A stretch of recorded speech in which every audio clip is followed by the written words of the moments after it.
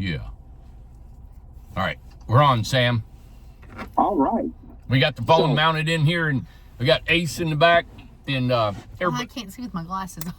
You can't see with them on. No, I can't see with my glasses on, so. Yeah. It's a common thing with me. I can't see with my glasses on. I can't hear anything. Turn on the lights. A lot of problems. Yeah, I remember Mom saying that. Yeah. What did I say? We'll turn Sam up. So we've got snowing.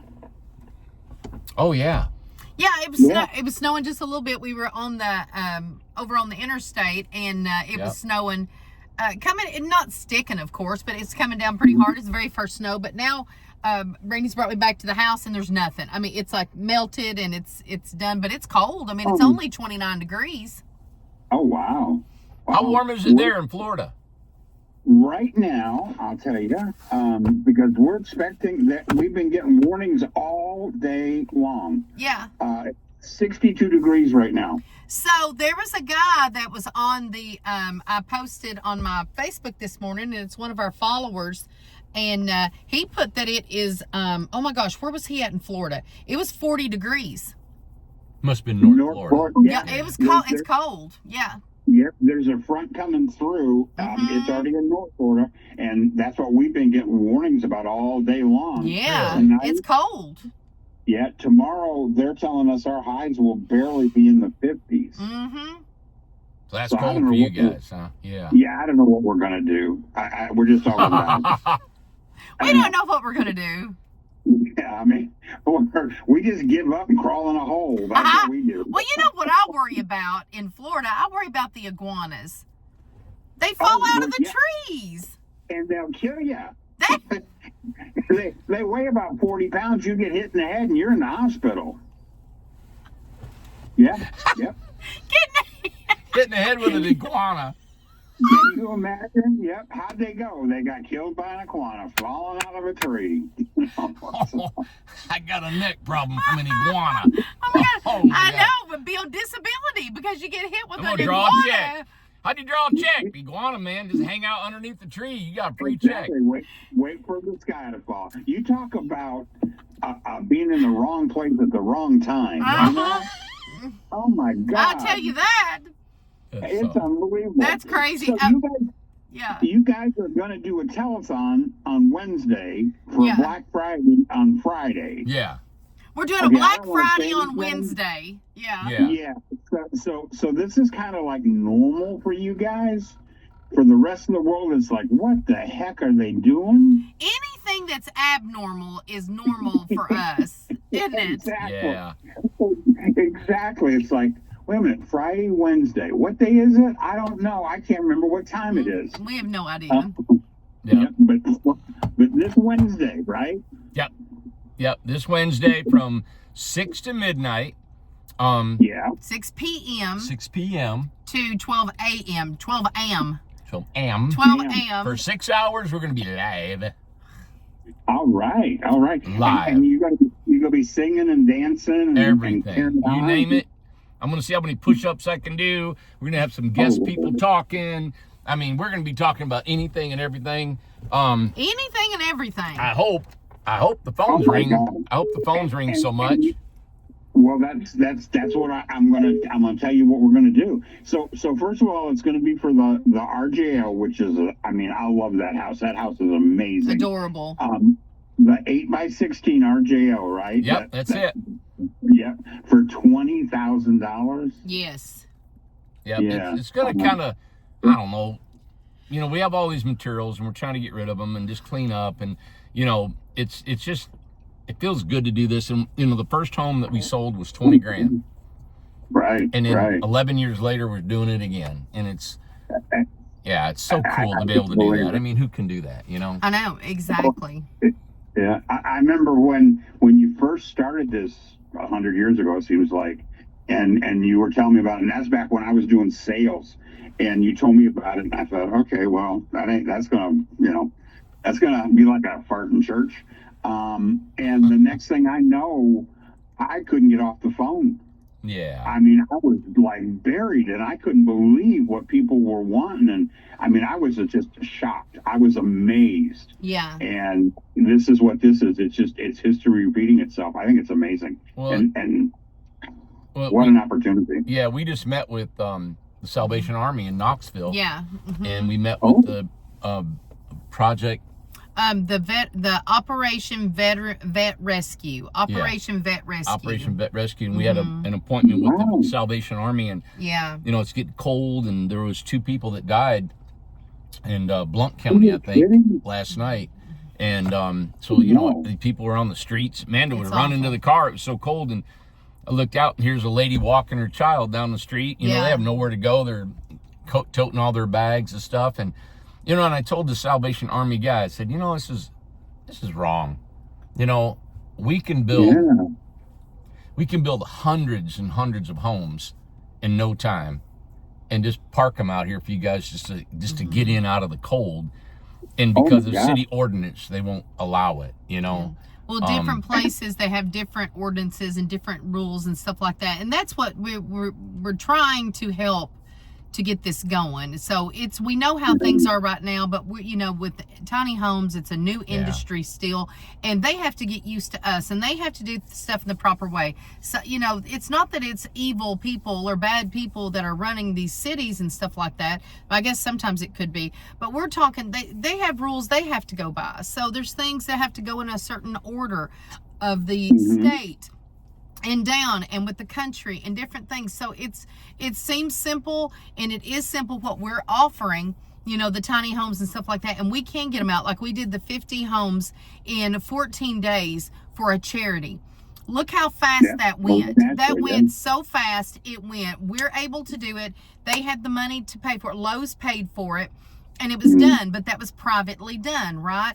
So so we're hoping we go there. We've been having these meetings and stuff to get more acquainted with the cities, to get more acquainted with all of the politicians and the people and the organizations, because we do have a solution for homelessness, and we have a solution for the veterans that don't have homes. We have the solution. We just need their help. We need people to grants or money and come get us, let us help. When we built those 50 homes for the flood, those homes, I'll guarantee you, did not go to places that were allowed. Well, what they did, here's the thing though, they made special rules because it was an emergency. So like up in Portland, Oregon, and these different places that has a big problem with, it's really cold, and then of course the homelessness and all the kind of stuff that's going on. They made special temporary solutions until they can have a permanent solution. So that's what's happened with that with Helene. It was one of the worst catastrophes in the 500-year flood. Could have been a 1,000-year flood, right? So they made you have to make a deal and say, okay, we'll have this here for 5 years or whatever. But they had to make that, and they could do that now. It is such a 911 for the homeless. Well, see, and that's what we pointed out to the Salvation Army. I said, listen, these homes, 911. The homes could be portable. They don't have to make rulings that'll be forever, because politicians are scared of what it's going to look like in 10 years from now. And then, just like Portland, they passed an emergency housing act that has to be voted in every year from their planning and zoning. Right. And then they can cancel it. And while it's enacted, you can live in a tent, you can live in a camper, you can live in a motorhome, you can live in a tiny home in the backyard of the city limits of Portland. And I think it's all political. It's 100% political, and that's why they don't do it. And they always want to blame it on safety, or they want to blame it on something else, and it's not true. Because what is safe about sleeping on a street? What's safe about somebody freezing to death? There's nothing in that, And the people under the bridge and making these tents and things like that right there doesn't go by codes. That's not the way to go. What we're offering is a billion times better than that, than what's actually going on. So why not bring in temporarily, put in the emergency housing that we can provide, and then figure it out. It has to be better than what's happening right now. I told them we could even build homes that are not on trailers. They could be smaller. if they don't have a kitchen or a bathroom, we could build one central kitchen bathroom container, and then we have a holding tank that doesn't go to the city sewer. It can be pumped out, but just give housing. So there's solutions, but because of the bureaucracy of government, and the money and the people that it involves, because there's other people with their hands in the that can get money from it, or their pride in their pride and how they want to have a hold of these things. It's just frustrating, man. We went by hundreds of people that were homeless coming home today. I know. You know, from Knoxville. Absolutely. I mean, and you're right. It isn't. There's means, there's ways, there's people out there, there's organizations out there that can and will help do this, make this happen. They know it needs to happen, but we've got so much political garbage going on right now, and we have for years. And if it's not lining somebody's pocket, if it's not making somebody look good, then they just don't want to be bothered with it. And they're not thinking about the fact. I remember years ago, I'd never been to Washington, D.C., the capital of our country. And I had an opportunity to go up, but it was in the winter, and there was snow on the ground. And we were walking around the city of D.C., and I was shocked. The capital of our country, our mainstay, this should be our gleaming, glorious place in the world. People living on grates over the sewers because it was warm, living on them because they were getting some heat. They were freezing to death in the capital of our United States. And that was just one small area. You look at our country and it's like, oh my God. And you're telling me now, I mean, it's only October. Or November. Yeah. And we've already had 2 people die because of the weather. It ain't even started yet. And it's, you know it's gotten worse and worse and worse. I saw a story the other day. They had a guy on the news, and unfortunately he's a government worker, and he's working, but he's not getting paid, and he hasn't gotten paid, and he's not feeding his children. He's about to lose his house. He's going to lose everything. What is he going to do? If there was a way for him to get one of these homes to live in, even if it was temporarily, put his kids in there, find a way to be able to put food on the table for them for a short term. A lot of times it's not long-term living that people need. Sometimes they just need a leg up. They just need an opportunity to get their feet back on solid ground, give them a start, get them a way to get going. And there's so many ways that this could benefit people. It's amazing that the world, not just our country, the world hasn't embraced this and said, this is the answer. When you can buy a home for $20,000 that not only protects you, but provides you a good living place, a roof over your head, a place to lay your head down at night, a place to cook a meal for $20,000, I don't know how we can't do it. I don't know how people aren't just up in arms screaming. Well, it's it's unheard of. I mean, you can't even go buy a camper for $20,000. That is this is a brand new home. And we just said on the video on Saturday, we were talking about instead of putting actual cash in the bank, put this in the bank. Let this be your savings. Let this house, buy this house. Let this be your savings, and think about what you might want to do with it. $20,000, and like Randy had said, put it in storage if you need to. If it's not for your home, if you're wanting to put it on an Airbnb one day, if you are wanting to save it for one of your kids, if you want to do that for your elderly parents that are going to have some assistance, things like that. But you're not going to lose on a $20,000 house. So we've got a lot of solutions. With tiny homes is a solution for so many problems that we have. Homelessness, the veterans, communities. Our communities are blowing up because people are craving that. Assisted living. The assisted living. There's so many things that tiny homes provides us the answer. They provide the answer to. So that's why we're so passionate about it. With the telethon, we're wanting to do the rest of this. We're exactly doing Wednesday. The homes that we're here at my house and in the backyard with whatever materials that we had, Randy built those homes. Yep. Yep, That's what absolutely. we're doing again. This is an opportunity. It's an unbelievable opportunity. I think we've already sold 4. People called in early. They've already called in early. Our homes that we built 11 years ago, people are still living in them. I'm still in contact with some of the folks that have first bought our homes. They're living in them and they're doing fine. The Salvation asked me today, Army, they said the mayor asked him, I think it was the mayor of Sevierville or Knoxville. Okay. The lady, it's a female mayor of the city of Knoxville, said, what is the longevity of a tiny home? They think they'll collapse in 5 years. And of course I told them they were generational. Yeah. I said they're going to last for generations. I don't see how it doesn't degrade on any type of scale where it's wood or anything. It's because it's steel on the outside. And I said, you could park this in the woods, it'll turn black from the air pollution. You just hose it down and the integrity is still there. 10, 20, 30, 40, 50, 60 years later, it's still the same home. And where do you find that? Well, and Randy also told him this, and this is what's so great about Incredible Tiny Homes, and it's always been this way, and it's Randy's philosophy, is that, he's flexible.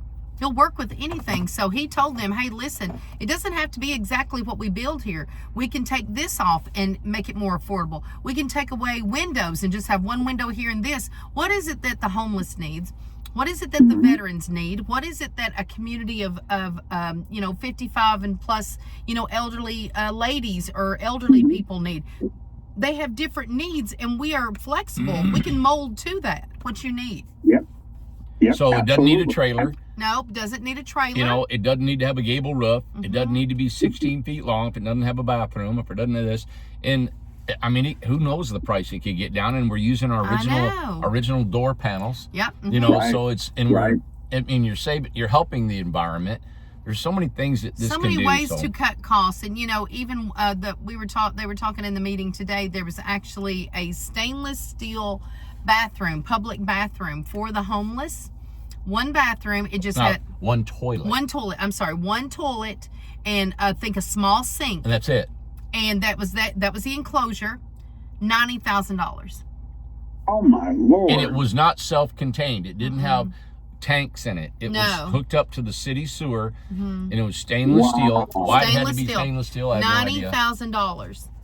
We are offering an unbelievable solution to so many things for cities, for people privately, communities. That tiny homes is such an answer.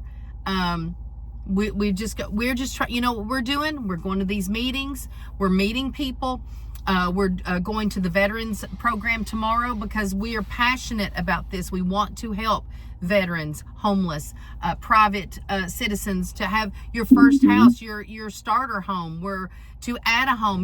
We're even Randy come up with the add a box to where the homes now you can add a box and you can actually raise your family in a what started as a tiny home. Yeah. Exactly. And I've said this over the years with people that I've talked to, customers and houses that I've sold to people, and you're right, I still hear from them. It may not be what you need today, right? But it probably will be what you can use tomorrow. Or somebody Ken. Or somebody. Yeah. You think about it, and unfortunately, because of just the way things are in people's lives, there's not a lot of us that can take a lot of money and set it aside for today so that we have it in 10 years, 15 years, 20 years, whatever. When we need it, when we have to have that money to live and live comfortably. And if we took that money today and invested it in a tiny home, especially these 8x16s, this RJO type thing, if we put that money into that, and then 10 years from now, we're not going to have to worry about, okay, so my health is deteriorated. I need more, but I need less. And now I have a place that I can live that it's not going to kill me to maintain, to take care of. It's comfortable. I'm protected. Sam, Randy was just talking about your mom, your all's mom, what she could have done in an Incredibox. She needed something smaller and something less to take care of, and to be able to get from the bed to the bathroom easier. It was perfect. They're perfect for the elderly. I mean, she took 4 steps to the bathroom instead of walking across. Hers was, I think, better than 20 feet Yeah, long. because It's still too big. they're not though, raising kids, they're not chasing kids, they don't have dogs and kids and all this stuff. It's a different lifestyle now, so you need less the older you get, so because you're not able to maintain as much. So Sam, so Wednesday, how's this gonna work? 6 o'clock, ding, and the phones ring. How Where do they call? And we're gonna get 10,000 calls at once.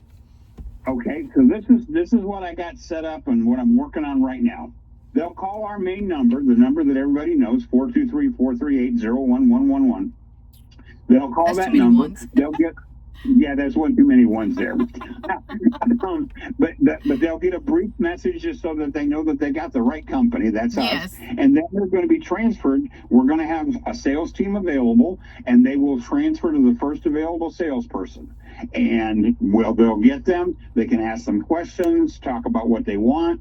We'll do a contract. How many phones do we have? How many lines? Okay. So right now we have at least 4, maybe 5 open lines that'll come in. I mean, we have there's a word, I can't say it. A lot of lines. And beyond. Infinite. Yeah, and beyond. Infinity. So everybody can call. They'll get this message, and then as soon as that line becomes available, they get transferred to the first available person. Okay. No, they don't have to leave a message. We're not going to call them back and say, hey, thanks for calling. Now we're calling you back. We're going to let them wait, and we're going to talk to a live human being. Okay, so if somebody says, I want a house, can they, we're going to take deposit because, it's going to be an evening, and I don't know if they can pay for the whole house. They might. I don't know. How do we work? Yeah.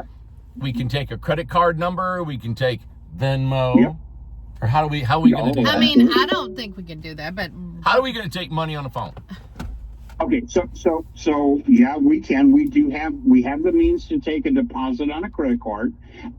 It's a little tricky, but you know what? That's what we live for. If it's difficult, that's how we're going to live, and we're going to do it. So there's a way we can do this. Emily's great with that. Yeah, and John. And they'll be able to figure that out and get that done. Worst case scenario, they wire us money. That's even easier because now you just get on the computer, boom, boom, boom, it's done. It takes 30 seconds and you wired the money. We'll have all that wiring information for them so they know exactly what they can do. They can do it that night, the next morning, whatever their bank allows. Of course, Venmo is also an option, probably not the easiest way, but we do have a credit card system that we can utilize as well. But the big thing is getting the information, getting them the details, setting everything up in place. If they have to go to their bank the next morning, maybe that's how their bank is set up, I don't know, then we'll make sure that we've given them all the information they need so they can walk in at 8 o'clock or when their bank opens up and boom, it's done. Well, we can take a credit card deposit because, a lot of times, I know this has happened. People get excited about things and, you can, Tim's has said this before, and out of, we think we've sold 20 and man, only half of them actually buy, and I think people get excited about this, this sale or something. And we want to make sure that, that's why we're doing these videos. I want to prepare everybody. Exactly. Just think about it. Something you want, go back to our YouTube, our website, and see all of the amenities. Think about your finances, because when you call in and you do a deposit, it's a non-refundable. It's done. So just make that decision clear, because we're taking a lot of time to get a lot of information from you, and we don't want to push you into this. So this is why we're doing this, every single day. A broadcast to let you know. And two, we also want to say that it's first come, first serve. Yeah. So we're only limited to how many we can we're build. only limited to so much with what materials we have left. So we're going to do a first come, first serve. So if you're contract number 1, then it goes 1, 2, 3, 4. It's just going to consecutively go in order there. And I'm glad you mentioned the non-refundable part. I know that sounds harsh. People think, oh my God, it's non-refundable. But there's a reason for that, because we only have so many that we can offer. The last thing we want to do is have that last person call and say, I'm sorry, we just sold the last house, only to find out that somebody down the road decided not to do it. Right. So we don't want anybody to miss out on an opportunity, and God forbid it be that what if it's at that one person that this is the defining moment in their life, this will change their life, and we just told them no because we don't have anything left. Yeah, and then the half of them don't come through. Yeah, and we have to keep a steady number. We have to have an accurate, steady number that is a solid number, that is a committed number that on the list. So we're really excited about it. Everybody's getting fired up. Emily's going to be there. Possibly Micah will be there helping us out, John. But it's going to be 6 p.m. to midnight on Wednesday. It's going to be our Black Friday sale that we're doing on a Wednesday this week. We wanted to give everybody plenty of time. We didn't want to do it in the chaotic Black Friday times. We've done that before. Everybody's shopping. Everybody's thinking of Christmas and stuff like that. So really think about this and be prepared for Wednesday night. Yeah. Oh, absolutely. Absolutely. I'm excited about it. I think we're really ready to do this. I think people are looking for it. Yeah. And I just hope to the inevitable tiny homes first ever Black Friday. Stop on a Wednesday telethon. Is that you or me?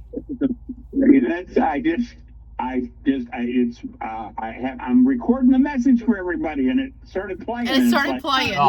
So Sam's gonna have a message on there going, and we're gonna have it at 423-438-0111, and it's going to talk about Wednesday night. This will be the telethon. It'll have a different greeting, so he's working on that. But you can go to our website, incredibletinyhomes.com. Of course, this is our YouTube, and of course, go to Facebook. They've been putting a lot of pictures and things like that, so we're pretty excited this week. Yeah. All right. Yep. Good. Well, thank you.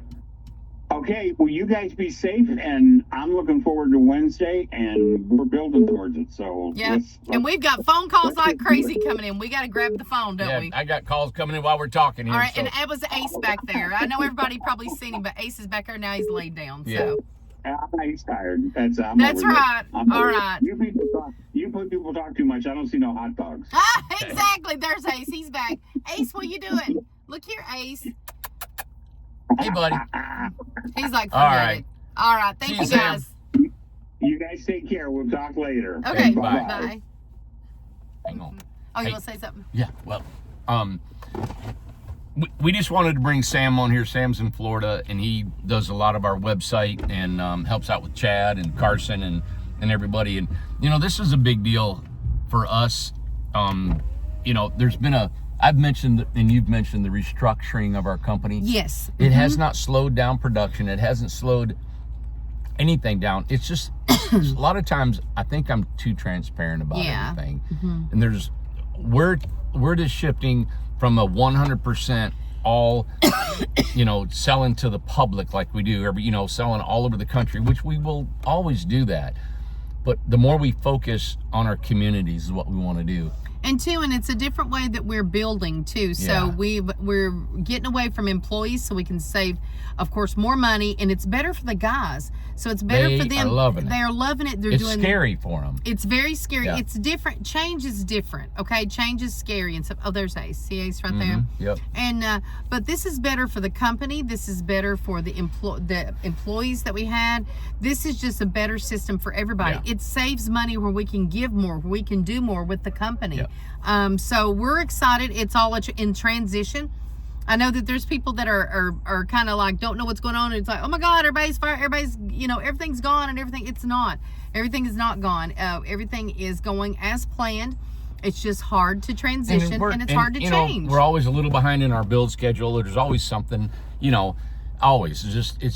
It's hard to keep up when you got so many homes to build and so many things going on and happening in the company. But we are rolling every day. We're building homes. We're getting them done.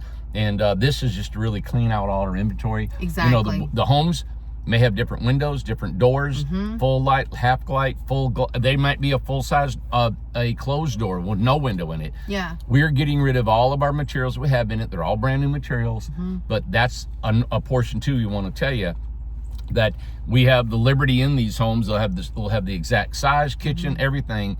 But the only change I could probably see is the windows, and the showers are 32 inch. They're not They're not 36 They're because 32. because of the width of the hallway down between the kitchen and bathroom. So, Right. Anyway, wanted to tell you that. Don't Wednesday, miss it. I'm telling you, don't miss this opportunity because we're probably not going to do another private for the public sale.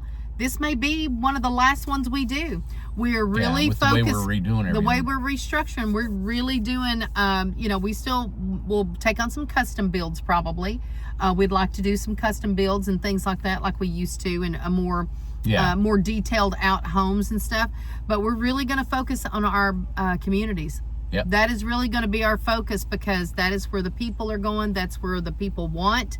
And we can keep our costs down, and we can help people by streamlining certain size homes, certain dimensional homes, and getting them out there for our community. Exactly. So I'm telling you, $20,000 for a house that you can live in. It's an unbelievable deal. It's an incredible deal. If I wanted to be cheesy and say an incredible deal. So don't miss out. All right, guys. All See right. you. We'll come back tomorrow. We'll give you a wrap up. Tomorrow, we're actually going to be, we're going to a veterans event. Yep. We were invited, so we're going to go to Gatlinburg, right? Yep. So we're going to be there for the Veterans Day program that we were invited to come to, and I'm going to film as much as we can. So I'm going to be doing little snippets of us at this event tomorrow that Chad set up for us, and we're thankful to be going to that and get to see meet some veterans. We met a veteran today. Yeah, 94-year-old guy. 94, and he is not stopping, buddy. He was He's active. a chaplain and for 28 years in the Army. Yeah. 94, I mean, he was sharp. We were talking about all kinds of stuff. He's got all unbelievable. He's got so much stuff going on about the veterans. Oh my gosh. They sell coffee and stuff, and this organization, that organization. He even makes sure all the people that get together at this coffee thing that they do, and we're going to visit that. Yeah. So we're going to visit that and see if we can video that. But 94, I mean, kicking it. He said at 90, he thought that he would just kind of wrap it up, and he said, well, God had other plans, and said, get up, and you're going to go do some stuff for the veterans. Awesome. And what an inspiration. They get together some money. They get together $500, $1,000, $1,500. He walked in and out on his own. He sure did. On he his walked own accord. upstairs and everything like that. So God bless him. I can't remember. Was it Vern? Vern. God bless you, Vern, and for the ministry, the what you do for the veterans and what you've done for your country. Thank you for your service, and unbelievable story. And we're looking forward to tomorrow and who we're going to meet there, and what a difference that we can make. Yeah. All right. All right. See you guys. Thank you, guys. Bye. See you tomorrow. Ace, you want to say anything? Speak, Ace. You gonna speak? All right. Bye, everybody. See you.